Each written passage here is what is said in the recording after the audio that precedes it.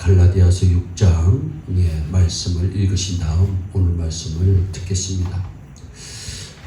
보다 더 나은 삶을 추구하는 것은 인간의 본능입니다. 진정한 신앙인은 보다 더 나은 내일을 추구하므로 항상 먼저 자신을 돌아보고 점검하며 고치는 지혜자의 삶을 삽니다. 그래서 바울은 갈라디아 교인들에게 보내는 편지를 마무리하면서 먼저 자신을 돌아보는 삶을 살 것을 당부하고 있습니다. 보다 더 나은 내일을 열어가기 위해 먼저 자신을 돌아보는 지혜자가 되시기를 바랍니다. 그러면 무엇을 돌아보는 삶이 되어야 할까요? 먼저 범사에 자신을 돌아보는 눈을 가져야 되겠습니다. 갈라디아 교인들에게 바울은 거울을 가지고 살 것을 당부합니다. 다른 사람을 자신의 거울로 삼으라는 것입니다. 1절에서 형제들아 사람이 만일 무슨 범죄한 일이 드러나거든 신령한 너희는 온유한 심령으로 그러한 자를 바로잡고 너 자신을 살펴보아 너도 시험을 받을까 두려워하라고 말씀합니다. 항상 먼저 자신을 살피라고 권면하고 있습니다. 바울은 로마서 3장 10절에 의인은 없나니 하나도 없다고 지적합니다. 그 말씀은 누구도 다른 사람을 정죄하거나 비판할 자격이 없다는 말씀입니다. 그러므로 우리는 하나님 앞에서 정말로 자랑할 것이 없습니다. 성경의 바울은 이 세상에 적으로 보면 자랑할 조건이 참 많은 사람이었습니다. 그러나 그는 진정 복음을 위해서 많은 고난을 받고 자랑스러운 주님의 사도였음을 성경은 말씀하고 있습니다. 바울은 항상 자신을 돌아보아 겸손함을 잃지 않았던 분입니다. 그는 자신의 사역 초기에 고린도 교인들에게 편지합니다. 자신이 사도 중에 지극히 작은 자라고 고백하며 편지합니다. 바울은 사역의 중반에서 로마 감옥에서 에베소 성도들에게 편지합니다. 자신이 성도 중에 지극히 작은 자라고 겸손한 고백을 합니다.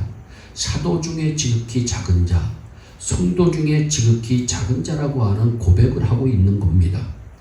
그러다가 바울은 거기에 그치지 않고 자신의 사역의 말기에 제자 디모데에게 편지하면서 디모데전서 1장 15절에 나는 죄인 중에 괴수라고 고백합니다.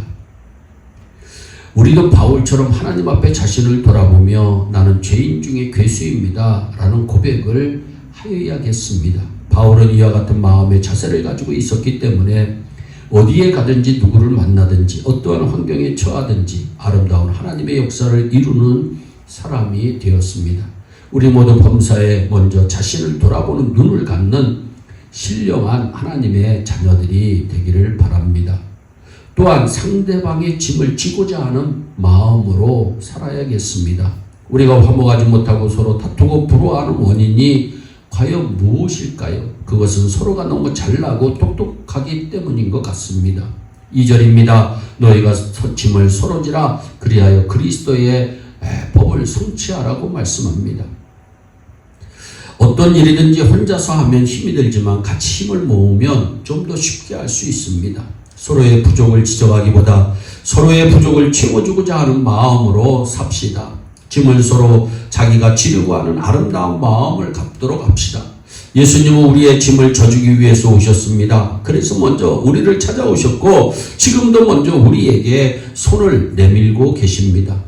이왕이면 이 세상 살면서 감사한 마음을 가지고 삽시다. 미안한 마음, 고마운 마음을 가지고 삽시다. 또한 보답하려고 하는 마음을 가지고 삽시다. 나를 돕는 사람을 찾지 말고 내가 도울 수 있는 사람을 찾아오면서 살아봅시다. 가정의 삶에서부터 우리가 서로 짐을 지는 아름다운 삶을 사시기를 부탁을 드립니다. 예수님께서 마태복음 7장 12절입니다. 그러므로 무엇이든지 남에게 대접을 받고자 하는 대로 너희도 남을 대접하라 말씀합니다. 큰 대접을 말씀하신 것이 아닙니다. 극히 작은 것부터 남을 먼저 도우려 하고 남의 짐을 먼저 지려고 할 때 우리는 더 큰 도움을 얻게 되는 것입니다.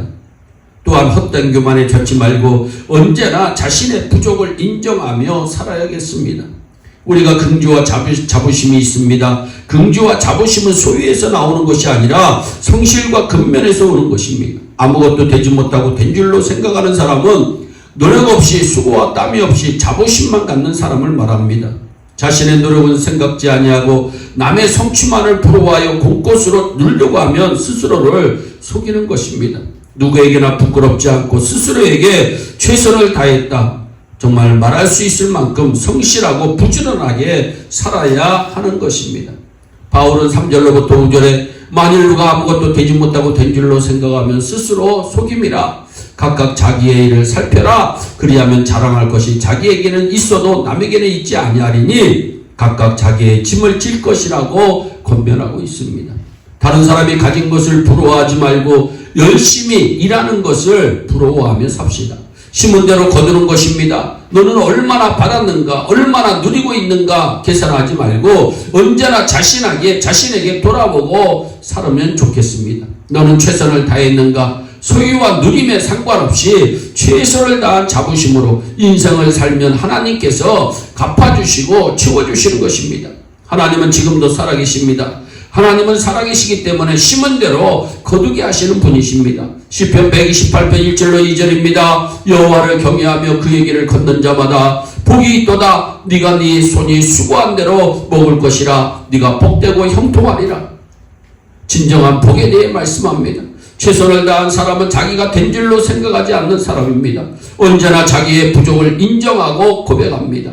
그런 사람은 언제나 내 탓입니다라는 겸손의 고백을 가지고 살아갑니다.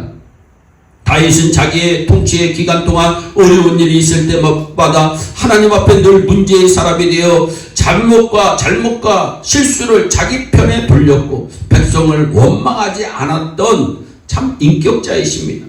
하나님은 그러한 다윗을 내 마음에 합한 사람이라고 합니다.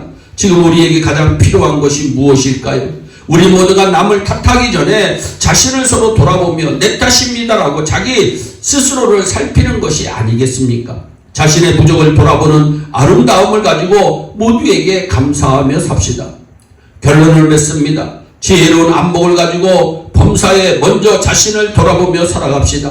상대방의 짐을 같이 지려고 하는 섬김의 마음으로 살아갑시다. 헛된 교만 벗어버리고 겸손한 마음으로 최선을 다하며 예수 안에서 하나님의 자녀라고 하는 자부심과 긍지를 가지고 이 세상을 살아가는 우리 모두가 되시기를 주 예수 그리스도의 이름으로 축복합니다.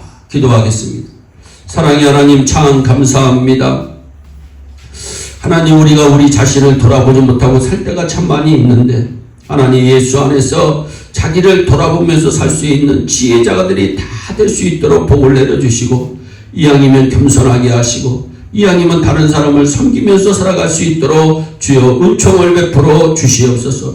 예일 공동체에 속한 권속들 어디 있든지 무슨 일을 하든지 오늘도 예수 안에서 형통하게 하시고 주 안에서 기쁨을 누리게 하여 주옵소서. 감사하고 예수님의 이름으로 기도하옵나이다. 아멘.